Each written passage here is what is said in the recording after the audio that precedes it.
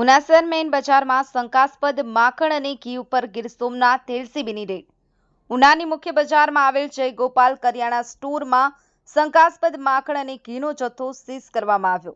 Red દરમિયાન દુકાનમાંથી 132 kilogram માખણના પ્લાસ્ટિકના 3 કેરબા અને 78 કિલોગ્રામ ઘીના 5 કિટલા, એક વજન કાંટો અને એક મિક્સર ગ્રાઇન્ડર સીઝ કરવામાં આવ્યું।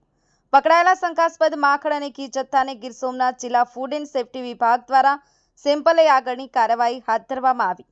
વોઇસ ઓફ ગીર ન્યૂઝ સાથે રાકેશ દવે, ગીર સોમનાથ।